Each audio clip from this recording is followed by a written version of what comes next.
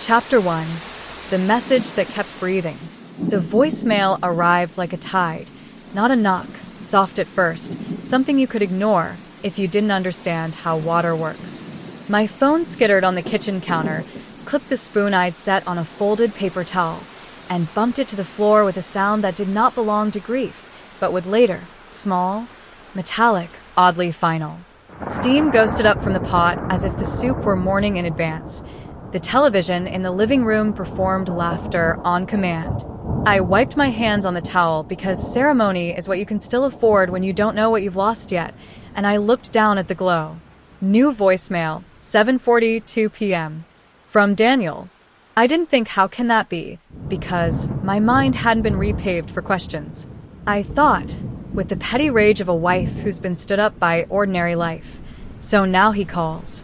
I hit play with a thumb gone slick from rinsing cilantro, and my husband's voice came into the room like a man stepping through the wrong door and pretending it was theater.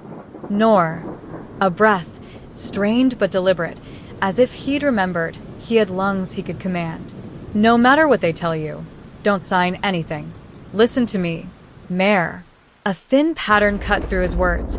3 clipped beeps, 2 even for a car horn, too public to be a kitchen timer. The sonic semaphore of a place that asks people to move because time has decided to keep its own schedule. Metal quivered in the background.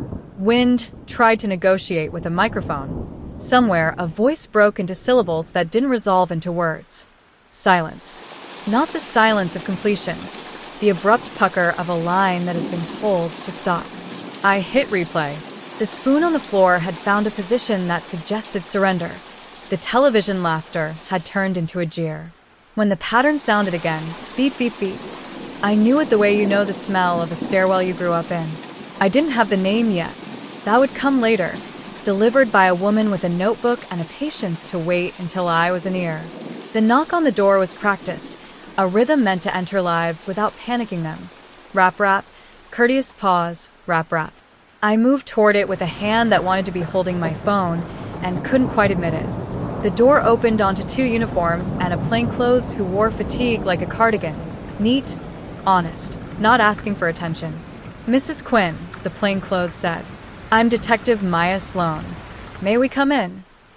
Their shoes looked wrong against our hallway runner, the one with the indigo diamonds I'd picked because Daniel said a home should have a pattern you could get lost in on purpose.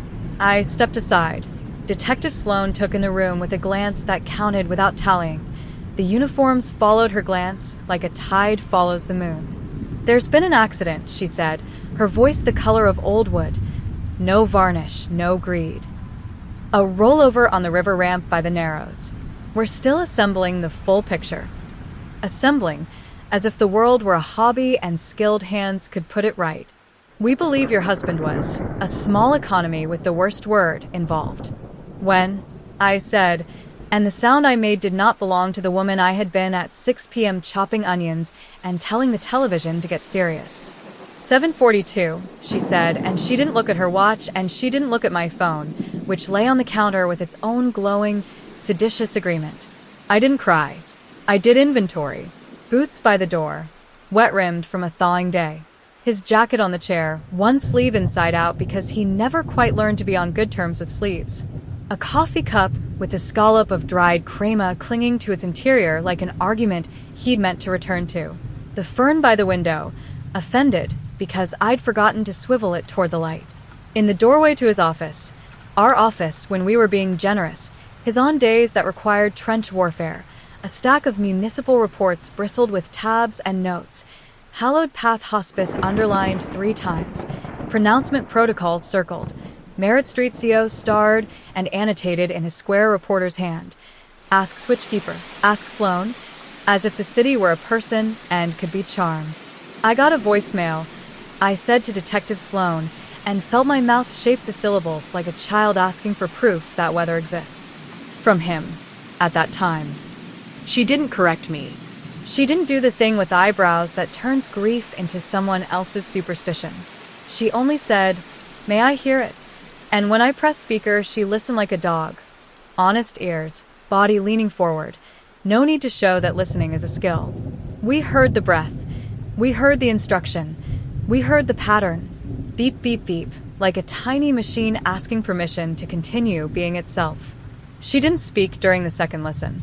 On the third, she tapped a knuckle against the counter in the rhythm of the beeps, eyes turned not inward, but toward some interior wall where the city hangs its maps. Narrows line, she said. Old cars. That's the pre-boarding chime. 3 quicks. They replaced most of the fleet, but some of the grandfathered trains keep their manners. The ramp where I couldn't finish. The fern beside the window had become very interesting. 2 blocks from me elevated, she said. The sound travels. Could also be the platform. He said mare. I stopped because the word was a cliff and I didn't want to teach my voice to fall. He started to say a street. Merit. She finished for me, not triumphantly, just competently. The old telephone exchange sits there, retired. The lower floors are municipal storage and the top, last I checked, houses some legacy equipment. People who like wires and ghosts like to tell stories about it. The corner of her mouth twitched, as if she hated the word ghosts more for its usefulness than for its nonsense. We'll pull your carrier logs, Mrs. Quinn. We'll see which tower handled the call. What if no tower did? It wasn't my question. It belonged to some late-night version of me that watches documentaries and worries about things that do not exist. Then we'll ask a different question, she said, and we'll ask it with better manners. After the uniforms left, one delicate pat on my shoulder from the tall one, the sort of sympathy that knows its own limits, Sloane stayed long enough to make a pot of tea in my kitchen without asking where the mugs were, which is either kindness or invasion, and sometimes both. She wrote her number on the back of a business card in real ink and slid it across the table, like a treaty. If anyone calls and says they're from the hospital or the coroner, she said, don't sign anything without me there. There are forms that tidy things up, consents, releases, immediate dispositions. They can wait for daylight. She paused. I'm not superstitious, but time of death is arithmetic with a soul. People who profit from arithmetic don't deserve privacy. After she left, the apartment did what apartments do after emergency workers exit. Exhaled, collapsed a little, then did its best impression of resilience. I stood in Daniel's office doorway and let the room make its confession. Notes crawled across his corkboard in trails of string and stick pins. On the desk, a cassette recorder he kept for interviews with people who didn't trust other people's clouds. A stack of manila folders, stamped request denied like a prayer someone had put through a machine and gotten back the wrong God. And everywhere, his handwriting, blocky, legible, stubborn, announcing promises he'd made to strangers. I will understand you. I will not turn away. I will call back. At 1:14 a.m., the buzzer sounded with the cheerful impatience only city machines possess. Delivery, said a man through the intercom, voice oil slicked into anonymity. I should have let it ring. Instead, I pressed the door, buzzed him up, and braced myself with the ridiculous rectangular courage of my phone. He handed me a bubble mailer and a clipboard. No return address. My name printed blocky in black. Inside, a small brass key stamped Narrows 214 and a post-it with Daniel's uncompromising block caps. If I'm late, you're early. The message on my screen, 7:42 p.m., kept breathing as if it had lungs. Chapter 2, The Switchkeeper's Street. I went to the Narrows at dawn because daylight is the only superstition I permit. I wore a jacket with deep pockets and the kind of shoes that make you look like you don't care about style because you care about leaving.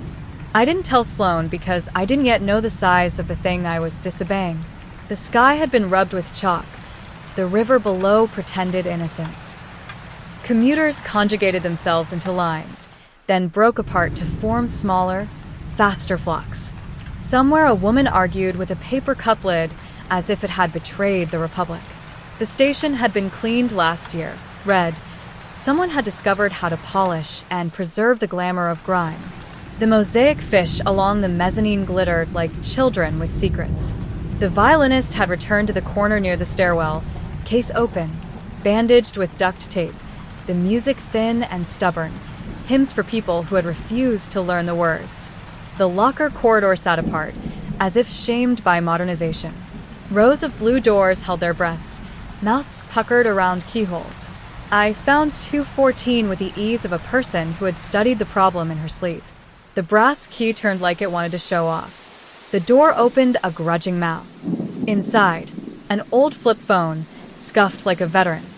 A USB drive taped into a dental floss case. A folded map printed from a municipal site too proud to be user-friendly. A printed still from a street camera. Daniel in profile beside a woman I didn't know. Along the bottom margin of the map, in black Sharpie, Daniel's writing. If you're here, you kept listening. Trust Sloan. Don't sign anything. Merritt Street, Switchkeeper. Under it, 2 names and a number that looked like a routing or a code. Next to the still, Veronica Hale, Hallowed Path. I didn't understand the picture all at once. Love and alarm were 2 men trying to carry a sofa down a narrow stairwell. The woman beside him wasn't close, hand on his sleeve, head tilted as if she were transcribing with her posture. The camera had been mounted too high, so the whole world looked like a stage set built for giants. In the far right of the frame, I recognized the difference between Daniel's walk and every other man's. He leans into cities like he expects them to lean back.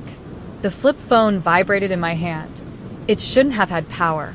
It vibrated anyway, a small, eager animal. On the tiny monochrome screen, a single prompt appeared.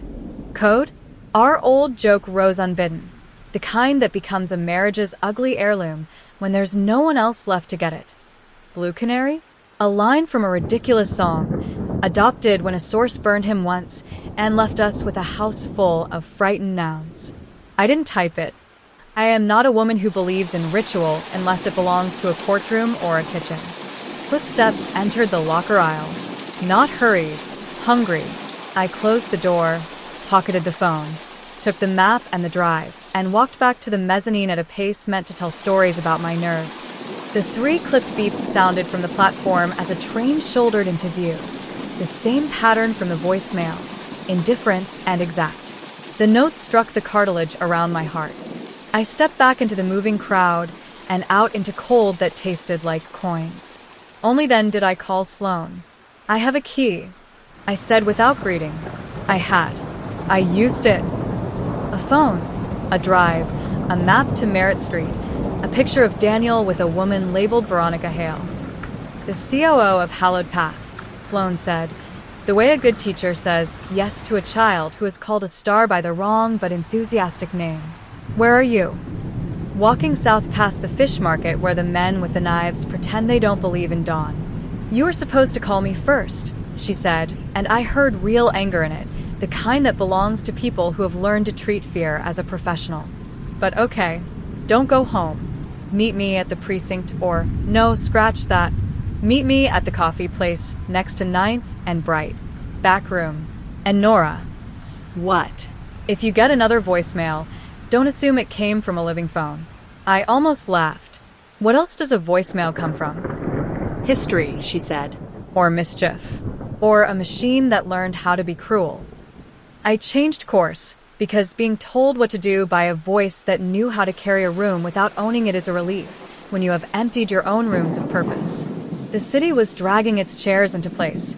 Delivery trucks nudged each other like dogs. The coffee shop on 9th and Bright smelled like almonds and resolve. Sloan waited at a corner table with her jacket off and her notebook open. She had the sort of face that could pass as unsympathetic until you realized she was rationing her kindness. May I? She said, and I placed the drive on the napkin she'd folded into a small altar. She slid a sterile laptop from a bag and fed the drive into a port like a card into a hungry mouth. Folders appeared. HP_consents, toadside_pronounce, trainset_voice, intake_scripts, INT_PT_. The last gave her eyebrows a project. Read? I asked, reading from the screen like a child guessing at Latin. Captain in property, she said. Likes donations. Hates transparency. Might be coincidence. Might be foreshadowing. Open trainset_voice.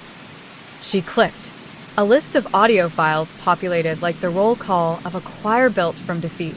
Male_47_ at wave. Female_83_ fearful wave. Male_72_ sedated wave. She chose one at random. A man's voice filled the little back room, speaking the sentence with which institutions domesticate endings. I understand that comfort measures only will be provided. I consent. You hear it? She asked. Hear what? The seams, she said. The consonants are honest. The vowels are stitched. That's a synthetic. A good one, but the sibilants on consent give it away. She dragged the wave form and zoomed. See? Perfect curve on a living man gets you a mess.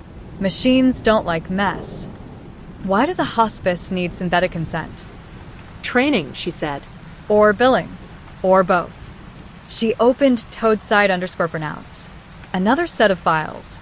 0712_1930, 0712_1942, 0713_0758. She clicked 0712_1942 and a woman's voice, a nurse, careful and capable, said, pronounced at 1942, with the flat compassion of someone buying sadness in bulk. Under the voice, so faint, I thought I imagined it. A wall clock chimed the half hour. 7:30. She stopped the file, went back to 0712_1930, pressed play. The same chime. The same hum. Someone has taught time to look like commerce, she said softly. This is what he was working.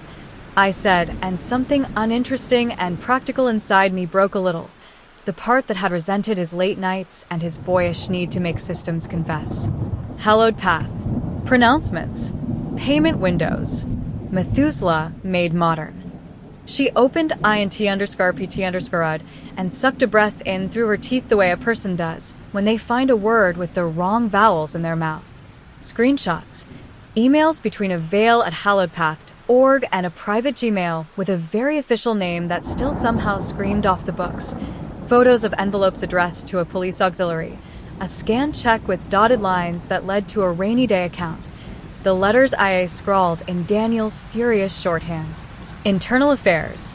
He'd meant to bring someone with a badge to the river, or to Merritt Street, or to me. Who's the switchkeeper? I asked, putting my finger on the word he'd underlined in a drawing of the exchange. The person who promises the building to behave, she said. Every big old system has one. The city used to pay a man to stand by the switchboard and nod at storms. My phone vibrated in my pocket. The screen lit up with a time stamp my body had already learned to dread. New voicemail, 7:42 a.m. Sloane leaned in. Put it on speaker, she said. I did. Daniel's voice, old and brand new, poured into the room. 2 days, he said, air moving past the mic like a choice he hadn't meant to make. Maybe 3 if they forget me. Lock her, then Merritt. If Sloane's with you, keep her. If she's not, run. Don't sign a thing. Something banged against the mic. A door, a shoulder, a life. Then the line held its breath and died. The coffee tasted like a promise I couldn't afford to trust. The map in my bag rasped when I pulled it out like a throat agreeing to sing. Eat something, Sloane said, as if courage could be digested. Then we go to Merritt Street. She closed the laptop, slid the drive into a small evidence bag she produced from nowhere the way magicians produce doves. She studied my face without touching it. One more thing. What? If someone calls or texts and asks for a code, what do you say? I should have lied. I should have said, I don't know. Instead I said, because I am a woman who believes in the power of jokes to reveal and to ruin. Blue Canary. In the outlet by the light, she finished, and the back room got smaller, because that's what happens when 2 people share a word that was supposed to belong to only 2 other people. We paid, left, and stepped into a day that had chosen its brightness by flipping a coin.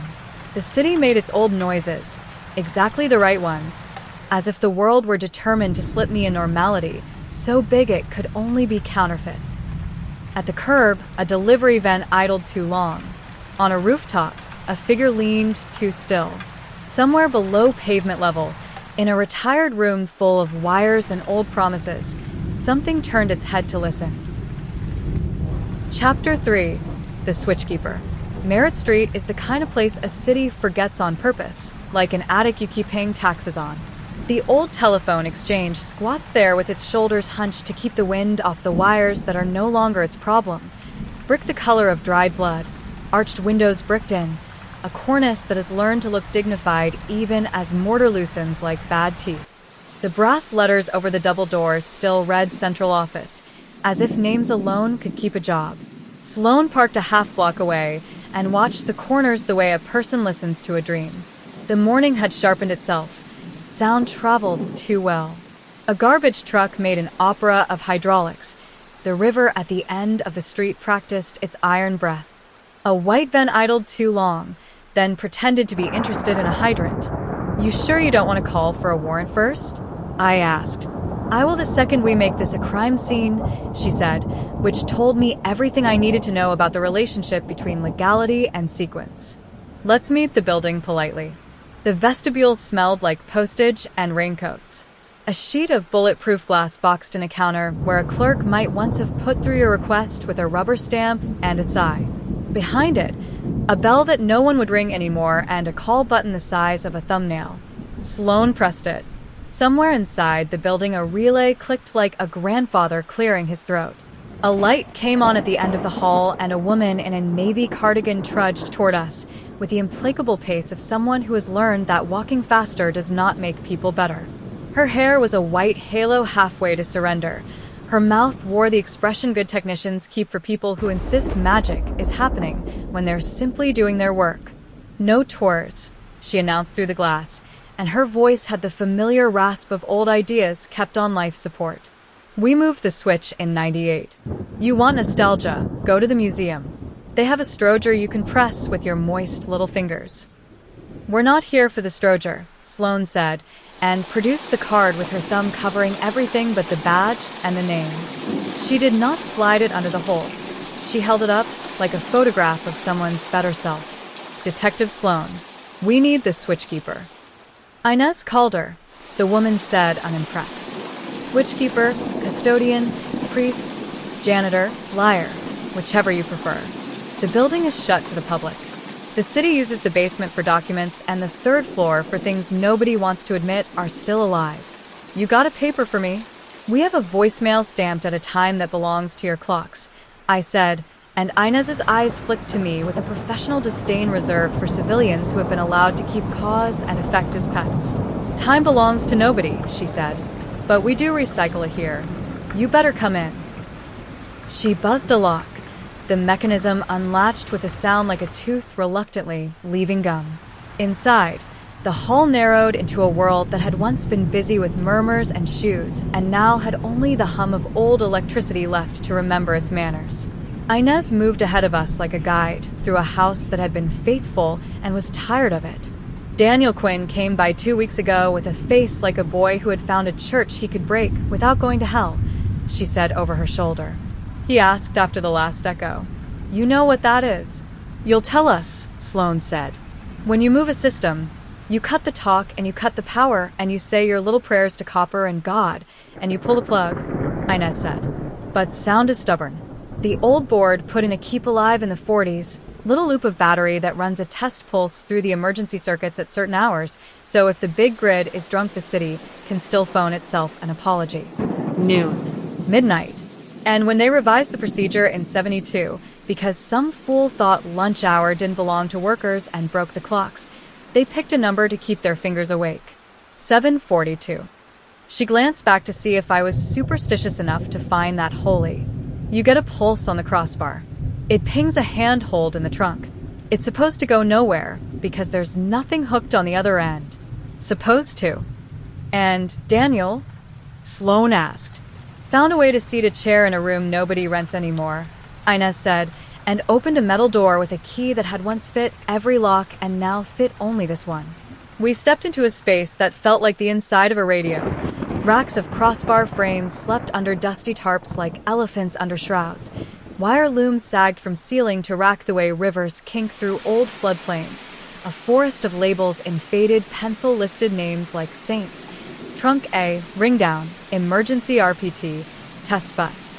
In the far corner, under a desk lamp that had known too many cigarettes, a table had been cleared of the detritus of decades and made into a bench, a laptop with its guts showing.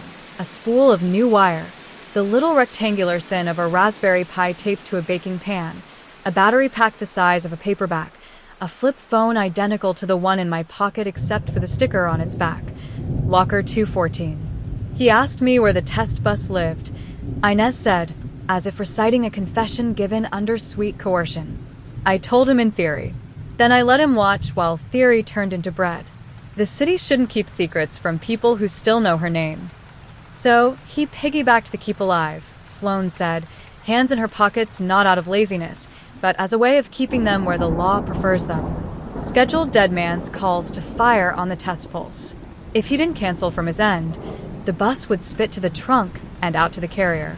No tower, no billing delay, no one to reroute the packet. Don't make poetry of it, Inez said, but there was a reluctant fondness in it. It's just an echo with somewhere to go. I put a hand on the table because I needed to touch something that had been kind to him. The map from the locker lay folded under the lamp. On the reverse, Daniel had drawn the block like a child draws a favorite house. Front elevation and side, arrows at corners, a cartoon river with teeth. Next to the back stairwell, he'd written a note. If it goes bad, cable vault out to the quay. Ring down to Sloane. Inez snorted softly. He asked after you, she told Sloane, as if disclosing a character flaw that deserved respect. Said you were the kind of cop who listens. Said you had a face the city forgives, because it looks like you're willing to be scolded. Attractive, Sloane said dryly.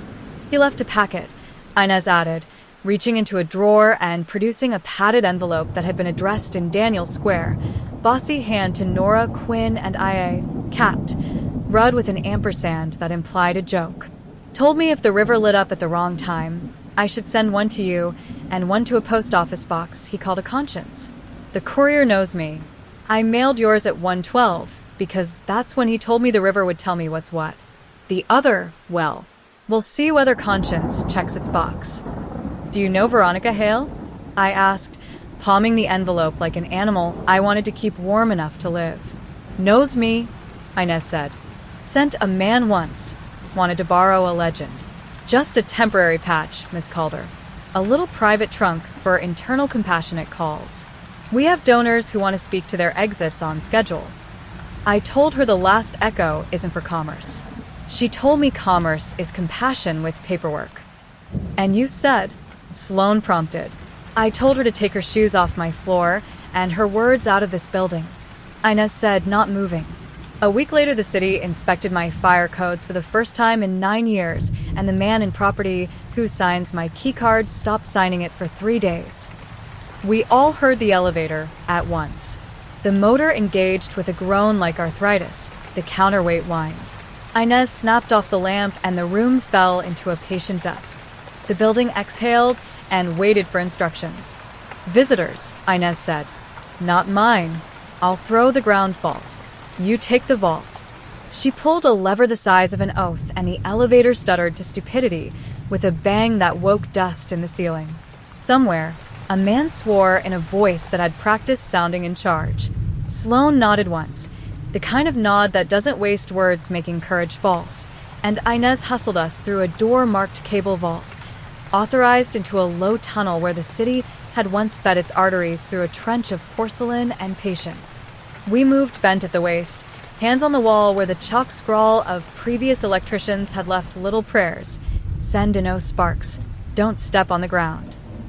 The air smelled like old pennies and the breath of basements. Behind us, we could hear men with boots realizing they were not the first to learn a building's tricks. Ahead, light, thin, greenish, the kind metal gives back when it's tired.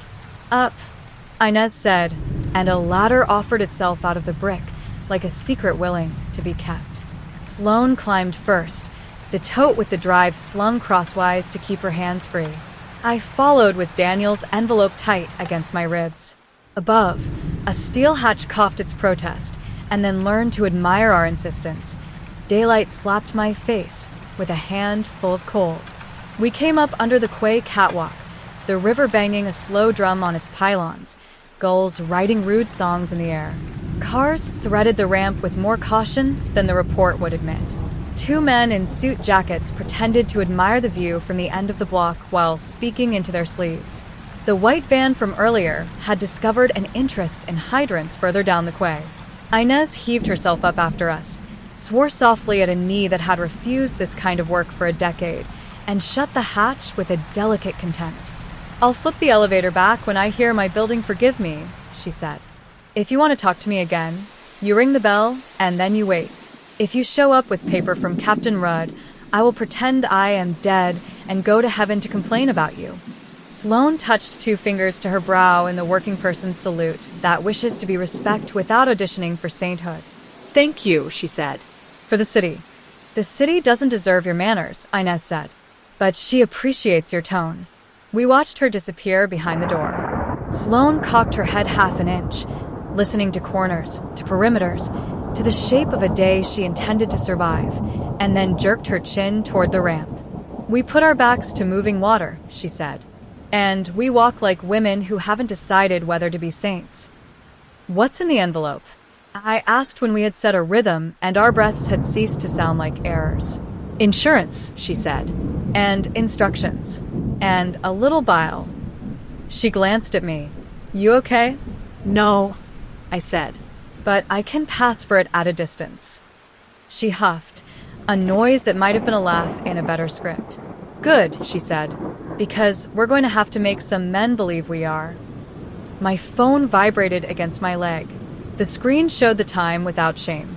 New voicemail, 7:42 p.m. Sloane didn't need telling. We ducked into the lee of a shuttered bait shop with posters for concerts a city ago and the smell of river silt learning to be dust. I put it on speaker. "Nor," Daniel said, voice lower now, a long night chewed down. "If you found the switchkeeper, you're ahead of me. Pier 6, bench by the donor plaque. Fourth slat. Left. If Sloane is with you, trust her once. If she's not, don't slow down. No matter what they tell you, do not." He stopped as if someone had entered the room, and when he spoke again, he had saved his voice for speed. "Don't sign anything." The message cut to quiet. There was a second when I thought I heard, under the silence, the thin chime of 3 quick notes. "The pier," Sloane said. "Now." We started walking.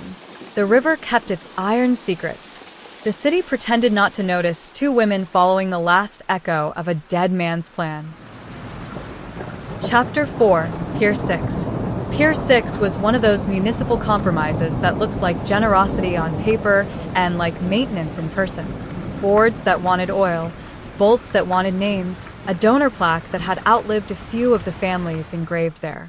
On summer weekends, kids flung themselves off the end with shrieks that made the river feel useful. In winter, the gulls claimed it as an altar for their complicated appetites. Today, it belonged to tourists with coffee, joggers with podcasts, and us. "The 4th slat left of the plaque," Sloane said, scanning the boards with a carpenter's eye, the way people do when they've learned that every surface is pretending to be a door. We found the plaque, a rectangle of bronze with a filigree border that made a liberal case for old money, and counted slats. On the 4th, left of center, a seam had been caulked with the kind of black goo that hardware stores sell under promises of marine grade. If you didn't know what you were looking for, it was just another scar. I slid 2 fingers under the lip and felt the edge of a box click against my nail. "Cover me," Sloane murmured, not drawing her weapon because there were children with ice cream at the end of the pier and a couple taking engagement photos near the pilings, and one of the best ways to find yourself on the news is to confuse righteousness with spectacle. She hunched her shoulders to make a small world where I could move without being anyone's show. The box came up with the reluctant give of anything that had learned to love being hidden. Inside, a burner phone with its battery taped to it like a prosthetic, 2 SIMs individually wrapped like saints, a folded paper with Daniel's shorthand boiled down to the sentence a man writes when he wants to be found and also wants to make sure you'll understand. He tried to be careful. If you're reading this, the code missed 3 nights. Pulse will keep dialing at 42 until you stop it. "Blue Canary?" "Say it," Sloane said quietly. "In the outlet by the light." I said, and hated the way my voice learned to ache without my permission. I slotted the battery in place. The phone vibrated twice, as if shaking sleep off a dog. It presented me with a prompt. Code? I typed the words I'd never meant to type into anything other than Daniel's waiting attention. The screen replaced itself with a list of options as dry as policy. Pulse. Stop/edit/continue. My thumb hovered over stop while my throat tried to remember how to be a throat. You don't have to end the voice to keep the man, Sloane said, which is the closest thing to theology I'd ever heard her try. I pressed stop because I am not holy, and I am not weak, and I cannot bear being made a fool by ghosts, even the useful kind. The second compartment in the box held a thumb drive and a child's floss case twin to the one from the locker, and an index card with a list of names in Daniel's hand under the heading Payors. Insurers, foundations, the charity arm of a bank that had changed names so many times it had become a way of laundering itself. Below the names, Aimé, and then he'd stopped the same way his map had stopped. It was not his habit to let a word dangle. Someone had taken his pen away. Headlights washed across the boards. Not the dirty yellow of the city trucks, the clean white of something that refuses to pretend it belongs here. We didn't turn to look. If you turn to look, you tell a narrative it's working. Walk, Sloane said. We walked. The headlights tracked. A man's voice arrived half a beat ahead of him, as if someone had sent it into scout. Detective, it called. Too amused to be a stranger. Rudd, Sloane said without turning, and then we turned together because you never give the enemy the courtesy of a simultaneous reveal. He wore a suit that had learned when to look expensive and when to sit down. The belly under the jacket had made an agreement with gravity. His hair was cut to be a silhouette.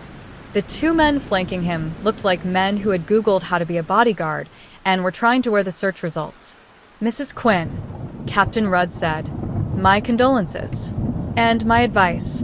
Hand me anything your husband left you so you don't injure yourself with it. How thoughtful, I said, fingers white around the phone in my pocket. Do you make sympathy calls on all your potential witnesses? I make house calls when a mess decides to call itself a story, he said, moving 2 steps closer in a way that asked the crowd to recruit itself as his witness, if we weren't careful. And when a certain nonprofit makes generous donations to a certain police auxiliary, and then certain officers put their names on certain forms without reading them. You sign a lot of things, Captain? Sloane asked, voice almost lazy.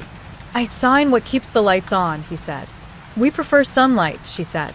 His smile showed a set of teeth that had maintained their ambition. Gee. Hand me the box. We'll call it chain of custody. I'll even give you a receipt. The river gave the pier a bump that made every board remember its screws. A gull pivoted in midair like it had changed its mind about gravity. The scene didn't need a gun. It needed a witness with a long memory. I took a step to the side so a toddler with a balloon could pass between us, as though we were 2 men gossiping instead of a choice and its punishment. Rudd hid his impatience well. His bodyguards did not.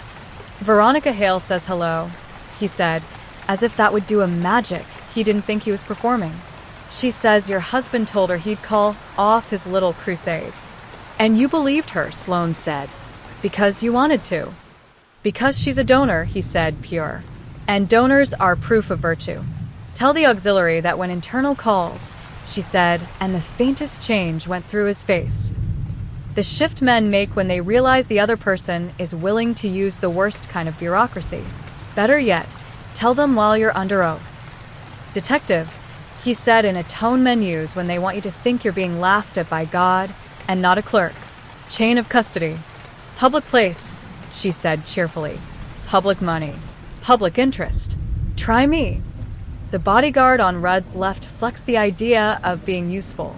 Kids squealed at the far end of the pier because someone dropped a cone and someone else caught it. The moment stretched until it was a thin line that would break if we kept pulling. Walk away, Captain, Sloane said. Pretend you forgot something in the car. You'll be fired, he said. Or worse, stuck on a task force that uses words like integrity and community and dies of boredom. That would require you to live long enough in your job to form a task force, Sloane said pleasantly. Which will be hard when the AG prints your name. You might want to look up what honest services fraud is before someone reads it to you in a voice that doesn't allow adjectives. The wind lifted and showed the river's throat. Rudd's eyes moved past me to the bench. He was doing his own inventory. He let his smile come back, smaller now, less for the crowd. "You think the old lady at Merritt Street will keep your secrets?" he asked. "She works for the city. The city works for money. The money works for me." "You're misquoting a very old truth," Sloane said. "And you're bad at it." He gestured a little. His men stepped back a little. The car lights breathed in and out like an animal deciding if it wants to be counted. 2 hours, he said to me, suddenly bored. "Then this gets messy. You've kept it immaculate so far," I said, and surprised myself. He laughed, because men like him always find the courage to admire women they mean to ruin. "Miss Quinn," he said, "your husband risked you for a story." "I know," I said. "I married him because of it." "Your wife married you in spite of it." The laugh died in his mouth not because it had been killed, but because it had been asked to do more than it was good for. He turned, and the pier casually gave him back to the city, his car, his men, his donors. We stood there a second longer, until the gulls were certain we were not going to feed them dignity. "Let's go," Sloane said. "Church."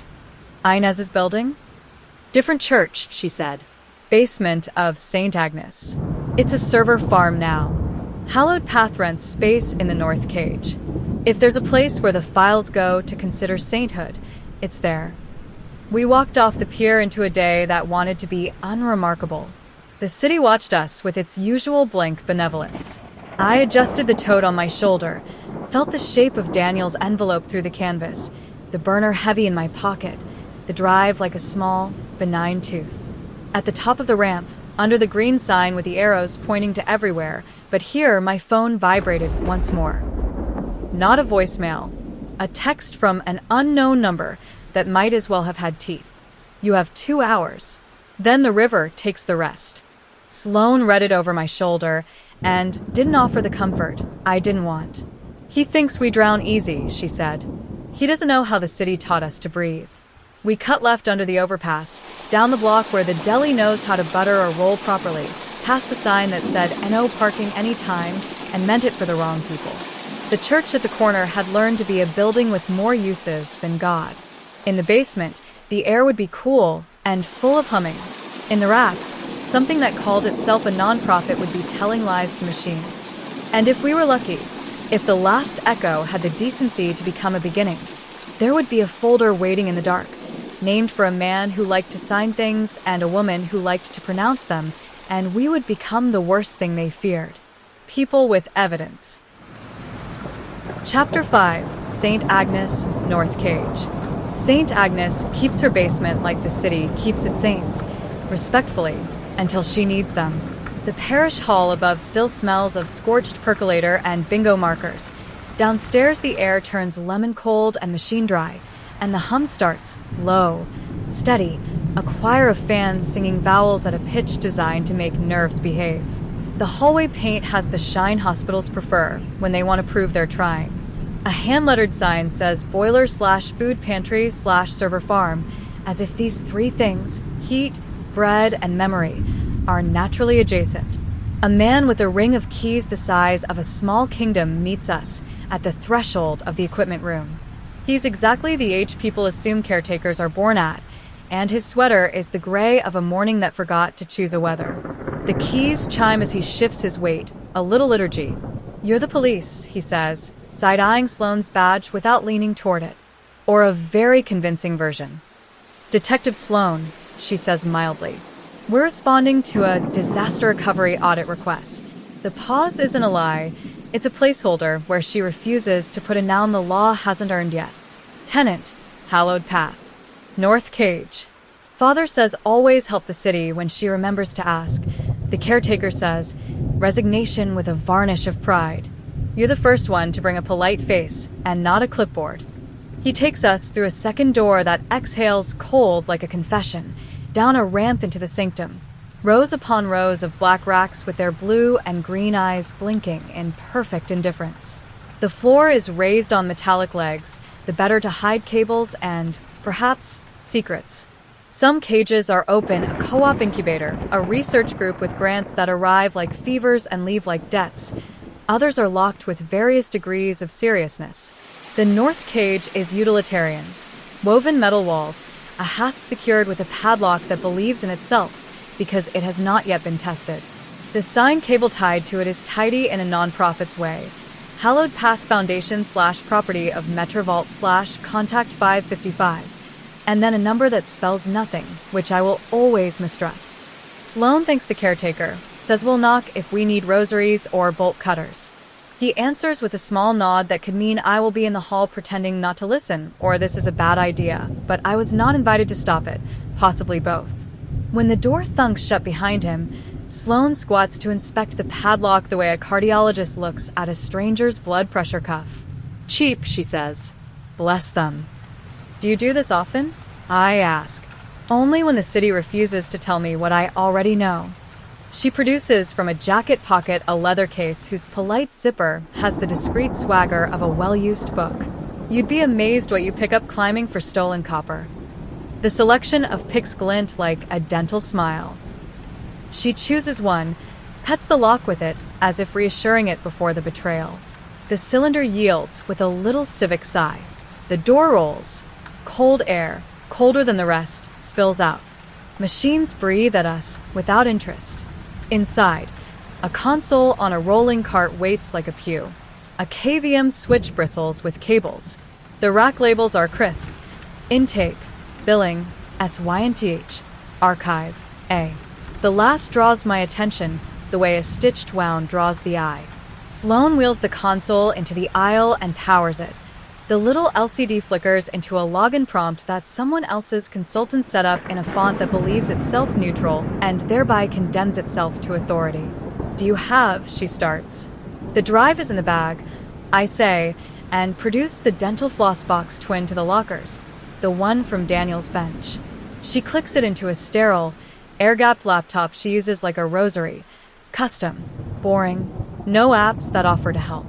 Folders populate, exactly the ones we saw in the coffee shop plus two more that did not deign to appear on a safer network. Veil_private and a directory named, insanely, Archangel. The burner in my pocket vibrates at my hip, a moth that has found a lamp. I glance. Code? It asks, and in my skull a muscle tightens that I had not known words can command. Sloan reads the screen, then my face. Do you want me to? She asks. No, I say, and type the sentence that used to be a joke and now is a bridge. In the outlet by the light. The console blinks. A map of the hallowed path network blossoms, nodes like constellations. Permissions tumble open with the gracelessness of a door unlocked for years, but never actually opened. Daniel, I whisper, unashamed of being the kind of woman who thanks a man who is not here. He has left me a graveyard and a flashlight. We move fast because reverence is a luxury machines do not understand. Sloan tunnels into toadside_pronounce and HP_consents with the efficiency of someone who has learned to pack in a hurry. I go for Archangel because you don't name a thing that unless you intend to show off. Inside, a mirror of the archive, time-stamped in a hand I recognize. Daniel's naming convention is a straitjacket and a signature. Under the mirror, a folder labeled Pair _ I open it and stare at spreadsheets that have made peace with their own evil. Time of death, day of service, increments, reimbursement variance, gross, delta. A column for rounding policy. A calculated field that, my mouth goes dry, adds plus 0.4 days if pronouncement lands after 1900 hours. A tab for audit narrative that is, in fact, a script. Phrases to guide nurses through the soft lie that turns half hours into dollars. Sloan drags INT_RPT_RUD into a folder she names Gospel because she knows what story we are writing. Look, she says, and I look. An audio memo from a voice I recognize low in my bones. Rudd. Amused. Confiding in someone who doesn't deserve the pronoun. Auxiliary gets banners. You get 5 points off the AG. We call it community. A laugh that can't be inherited. We copy like the guilty. 3 thumb drives, then 3 more. Digital signatures where we can, hashes like talismans. Sloan texts a string to a number she doesn't show me with the false innocence of a schoolgirl passing notes. Parcel ready. Choir accepts hymns. The fire alarm begins to bark like a dog that has learned to pronounce arson. The sprinklers cough once, as if the building has been asked to cry and would rather not. The caretaker's voice bounces down the hall. Stay where you are. It's a drill. It's a drill. It isn't, Sloane says, already moving. She kills the console, hands me 2 of the drives, tucks 2 more into an inside pocket. North exit. If I fold, you go. The file named Gospel is enough to get a judge to look. The spreadsheets make them weep. The audio is the knife. The cage door rattles. The padlock we didn't reaffix dangles guilty from my hand. 3 men step into the aisle with the practiced gait of people who have been told violence belongs to them. The one in front smiles with a mouth full of hired teeth. Ladies, he says, IT called about a fire. We're here to unplug compassion before it gets wet. Sloane shows both hands like a magician, proving the stage is clean. You can escort us out, she says. Or you can explain to the father why you set off his alarm. The smile thins. The left-hand man reaches for the cage door, and in that small reach his jacket shifts enough to show the wrong silhouette under the arm. Donor relations, he says. Right, Sloane says. She picks the rolling console like it weighs nothing and shoves it into the aisle. It slams the smiling one in the thigh. He folds with a sound he didn't intend to make. She grabs my shoulder, steers me past the sag with an apology I will accept later, and we run. The caretaker appears like a man from an old photograph, keys in one hand, fire hook in the other. He swings the hook into a ceiling tile, and the sound that comes out is so loud it offends everyone equally. Out, he tells the men, as if they are altar boys who stole the good wine. We brought the alarm to you. You take it outside. The hallway becomes a theater of exits. We go through one that says NO Reentry because someone put it there to be useful. It opens into an old sacristy where vestments hang like ghosts and votive candles sulk on a cart labeled $1 each. Honor system. We come out into the nave from behind the altar. It's empty except for a woman kneeling 3 pews from the back, lips moving the old sentences. I want to tell her that prayer is a kind of paperwork too, when it works. Sloane doesn't let me get sentimental. Outside, the winter light has sharpened its knives. Sloane takes us straight to the car without letting me glance behind us. Once inside, she sits very still for 1 full breath and then calls 3 numbers in rapid, patient sequence. Alvarado, she says into the first. Wake up. Internal needs to borrow its bravery. Bring a warrant in your pocket, or at least the word preserve on city letterhead. The second. Mara, it's Sloane. Yes. Bring your pen and the face you keep for television. You're going to need both. The third is simply a text, got choir. Need Bishop. The answer comes back with the impatience of someone who has been waiting to be useful all day. On my way. When you said church, I say, breath returning in small payments, you didn't mean seek forgiveness. She smiles, brief and tired. In this town, church is where we keep the servers and the board lawyers. She puts the car in gear. We're going to the courthouse to make paperwork with teeth. At the top of the block, my phone vibrates. Nothing loud or dramatic, just the domestic insistence of a reminder, except it is grief that has taught itself to keep a schedule. New voicemail, 7:42 p.m. Speaker, Sloane says. I do as I'm told. Daniel enters the car like a man who already knows he has overstayed his welcome at a party he threw. Nor, he says softly, the syllables so tired I can see the shape of his mouth. If you got this far, something worked and something else didn't. If you're in a room with the fans, don't forget the Archangel. It's the mirror. It's their pride. Mara will need the Delta tab. Sloane will need my notes. Don't sign a blessed thing. If you have to choose between telling the truth and being believed, pick truth and wait. He breathes as if about to say my name again. In the background, faint, like a rent in cloth, I hear the pattern the city has taught me to fear. 3 clipped beeps, then a door, then a voice that is not his, and the recording ends, cut hard by a machine that owes me nothing. Sloane doesn't look at me for 2 blocks. When she does, it's the kind of look people give right before they put a hand on you. She does not. We'll make them listen, she says instead. And if they won't, we'll build a room where listening is the law. We drive into the part of the city where buildings learn to be deliberate, where a piece of paper can politely commit you to a miracle. On the courthouse steps, pigeons practice believing in bread.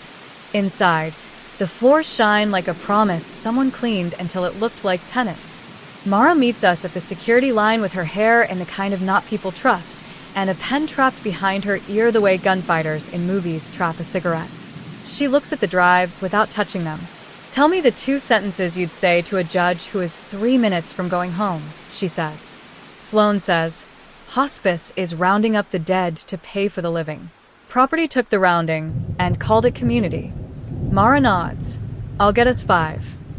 She peels away like a woman who understands that urgency is not a synonym for panic, and we follow her toward a door with Chambers written on it in a font that has survived 3 renovations.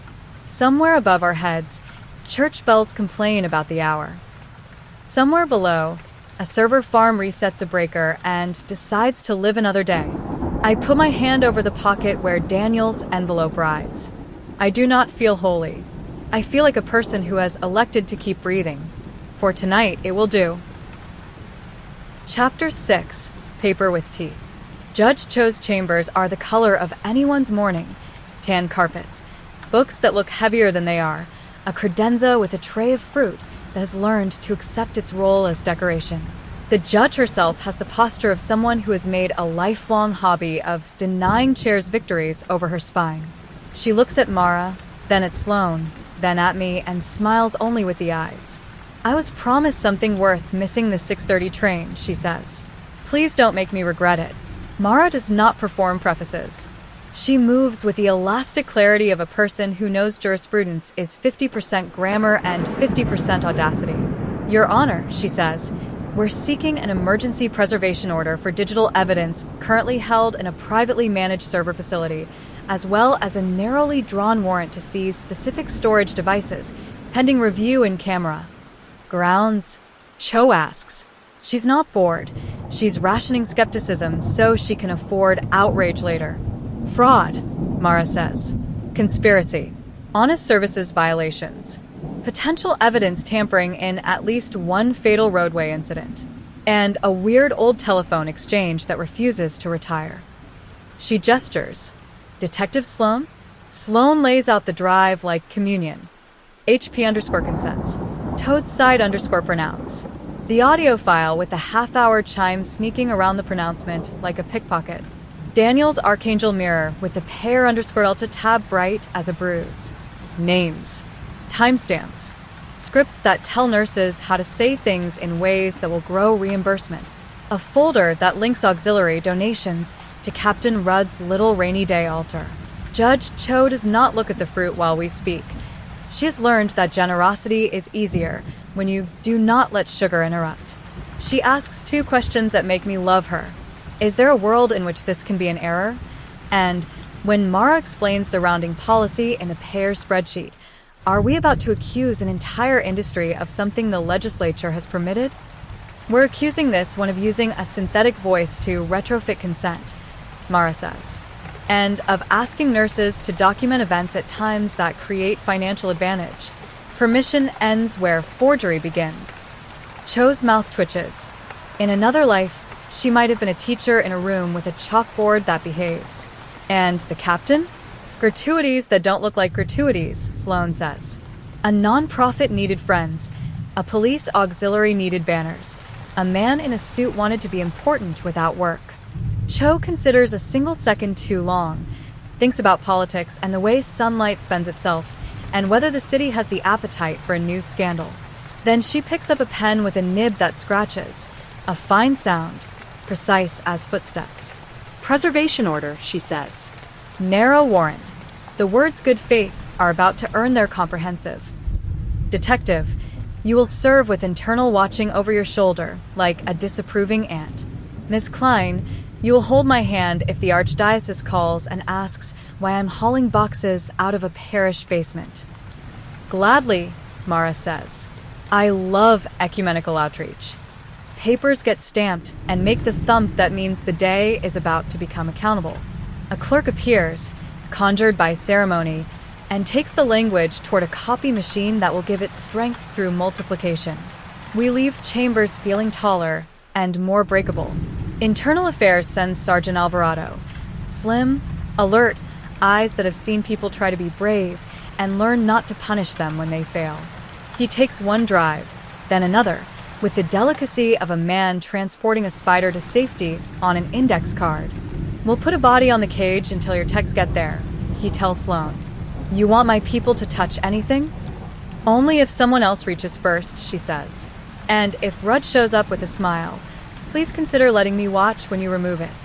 Alvarado's mouth bends into something like a benediction. Be gentle with your gloating, he says. It scares judges, and it bores me. In the corridor outside, Veronica Hale is already working the narrative. She stands with a lawyer who looks like an apology in a suit that cost what a family pays for a month of food. She holds a folder to her chest like a hymn book. When she sees us, she arranges her features into what passes for contrition on people who have trained their faces to deny the existence of pores. Detective, she says. Ms. Quinn, we're horrified to learn of any irregularities. If there are bad actors, we will excise them. Start with verbs, Mara says, not looking up from the phone where she is inviting a reporter to be near when the boxes roll. They're the worst actors on your stage. Veronica turns to me with a focused pity of a surgeon about to explain a bill. Your husband was a brilliant man, she says. He understood the importance of narratives. He told me he wouldn't ruin ours. He promised you a happy ending, I say. He promised me one we could live with. Semantics, she says lightly. Law, I correct. You should learn the difference. Or hire someone who has. She wants to say I did. I see it build and die under her mouth. Her lawyer puts a hand on her elbow like he's reminding her of gravity. We'll be in touch, he says, once we understand what this is. It's a preservation order, Mara says. You can read it now, or when a tech is cataloging your racks. At 6:55 p.m., Alvarado texts, box trucks parked. Father says hello. At 7:13, Rudd tried to bless the proceedings. Sent him to a pew. I want to love the man. I settle for respect. It wastes less time. I sit on a bench outside the annex with my coat buttoned up to the sentence where the day stops being plural. The bench is the kind that has learned to accept elbows. My phone is face down on my thigh. Sloane is near enough that I can borrow her steadiness without declaring a lease. Across the street, a kid in a puffy jacket is teaching a pigeon about cruelty with breadcrumbs. The pigeon is teaching the kid about persistence with a face older than Rome. At 7:42, my phone breathes. I let it sit an extra beat, not punishment, ceremony. Then I flip it, hit speaker, and listen to the last echo do its little miracle again. Nor, Daniel says, and the fact that he says my nickname instead of my name tells me this was recorded on a day when he believed in living. If this is the fifth one, I'm either very clever or very dead. If you're with Maya, you're okay. If you're with a pause, a sound like a hand covering a mic. Someone else, use the word cable vault and see if their eyes know how to move. A breath. Don't sign anything, especially if a man with a cross on his lapel tells you grief is a kind of consent. The line doesn't cut. It dwindles. The sound of a train door, the beep beep beep we've taught ourselves to hate, the wind off the river squeezing through a gap in something that was not built for wind. Then silence again, and the whole night stretching beyond it. Sloane turns her head toward me, without moving her body. Tomorrow we make a press conference, she says softly. Today we make sure boxes don't vanish. They still might, I say. Rudd has men. Veronica has donors. Donors have gravity. We have a judge, she says, and a switchkeeper who could end a war with a lever, and a woman who refuses to sign. Is that all? I ask, and I think of the way Inez pulled the ground fault without asking the building to forgive her, and the way Judge Cho didn't reach for the fruit while she wrote orders, and the way the caretaker swung the hook into the tile like an argument, and I think perhaps it is everything. Mara texts tomorrow 9 a.m. under the rotunda. Bring your steady voice. I stare at the words until they lose meaning, then find it again. Under the rotunda is where citizens are supposed to become public. It's where microphones go to pretend they're priestly. It's where rumor learns what to do with itself. On the way home, my first attempt to pronounce the word tonight, my phone buzzes with a number that insists it is a hospital. I don't answer. It leaves a voicemail in a voice trained on sympathy and perimeter.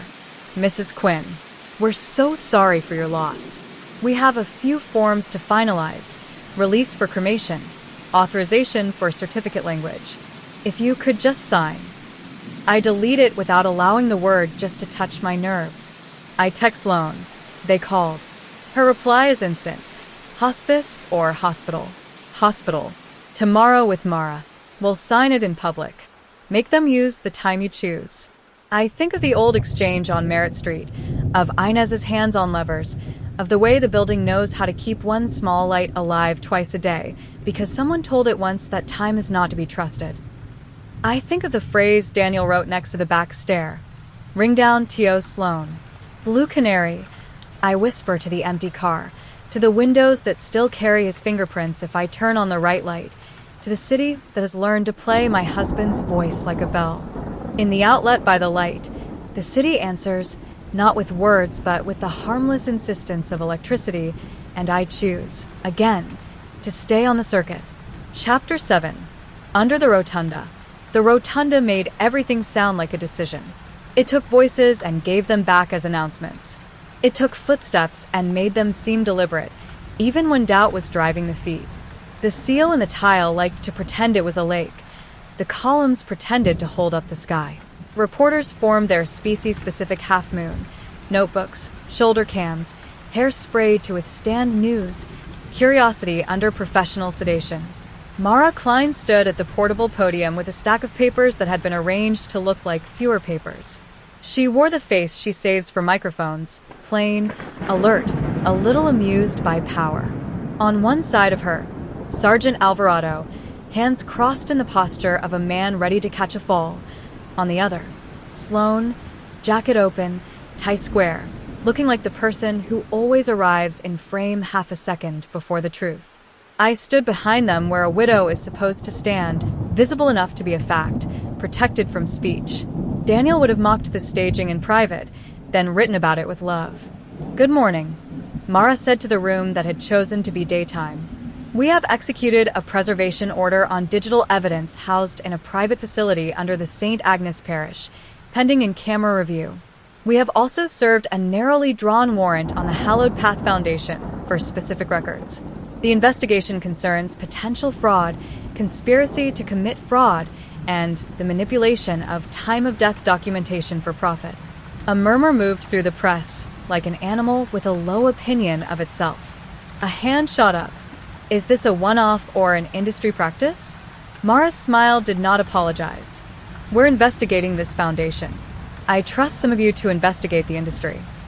Is a police officer implicated? That's a question for internal affairs, she said, and tilted her head toward Alvarado. He didn't step forward. He didn't need to. We don't comment on active complaints, he said in a voice that made the room accept the old sentence like it was new. We do turn on the lights. A second hand. Miss Quinn, a woman called, eyes soft but angles professional. Can you say anything? I could say many things. The room wasn't built for most of them. He told me not to sign anything, I said.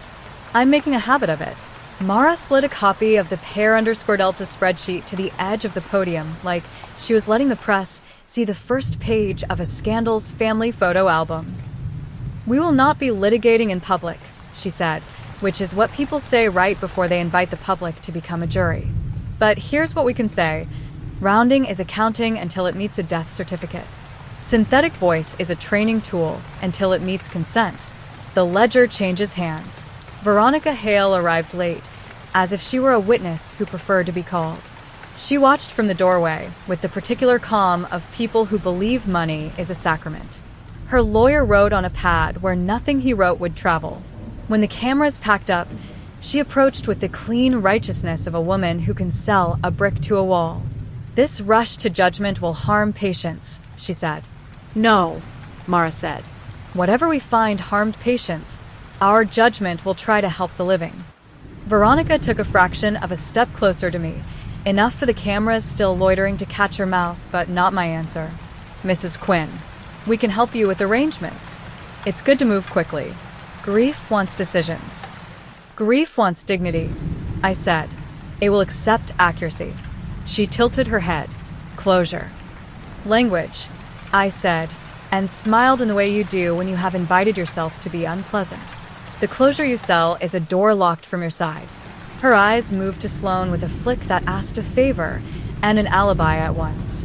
Sloane's answer was a blink that translated to no in 6 languages. We broke up like weather. Alvarado led his small procession of chain of custody and rubber bins toward the elevators. Mara vanished toward a judge whose patience could be persuaded, but not hired. Sloane took me by the elbow. Light, no show. Hospital, she said. Certificate. They'll have the wrong time on their template. We're going to make them earn their hours.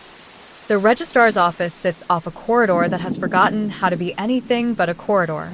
There's a window with a cutout under thick glass, the sort of architecture that tells you sympathies must be protected. The clerk wore a cardigan the color of a wet dove. Her desk had 3 stacks: urgent, routine, and the unnameable pile that always gets called later.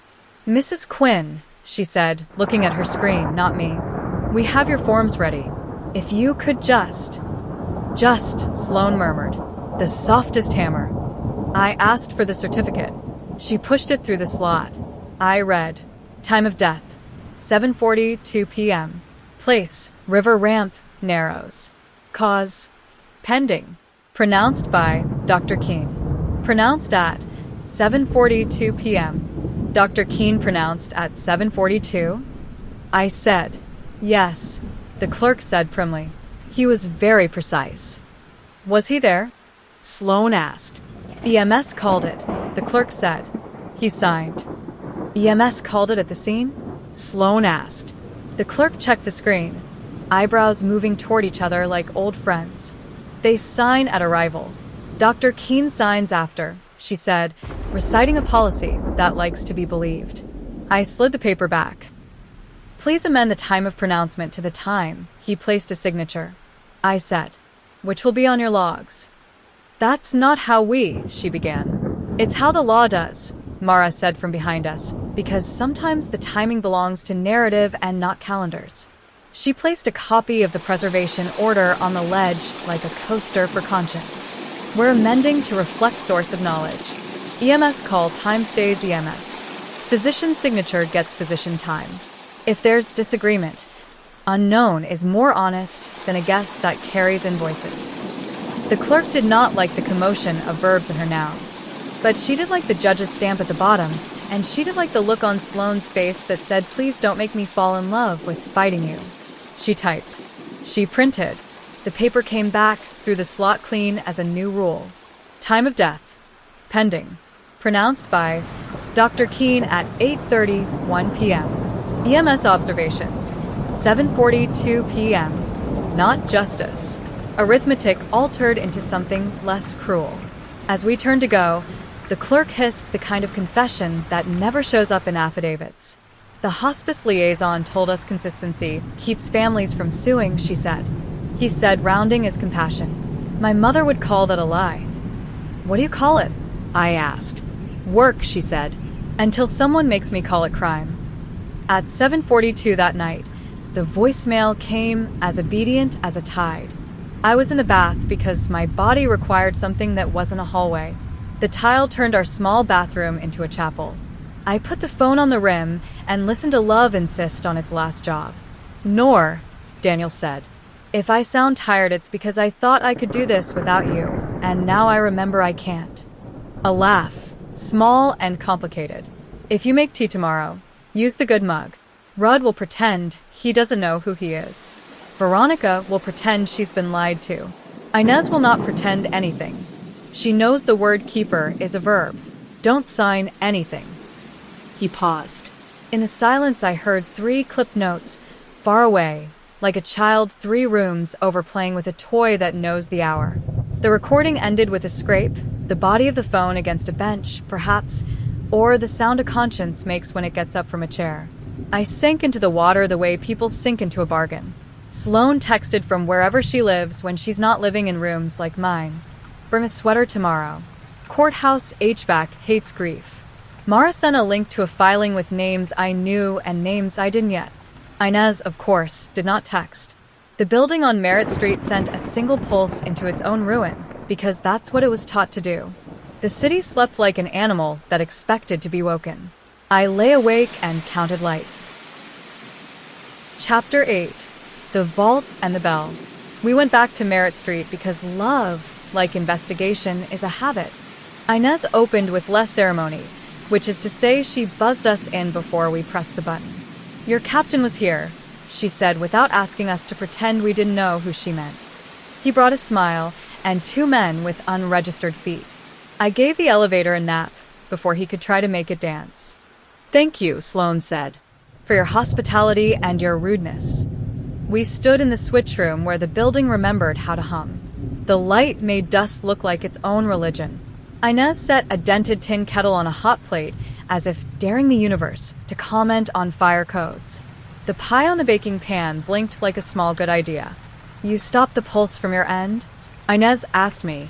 Yes, I said. I told it to stop. It'll take 2 cycles to believe you, she said. Machines repeat because they're afraid of changing their minds. Like people, I said. They're better, she said. They listen. She had us sign a guest log as old as a saint's shoulder.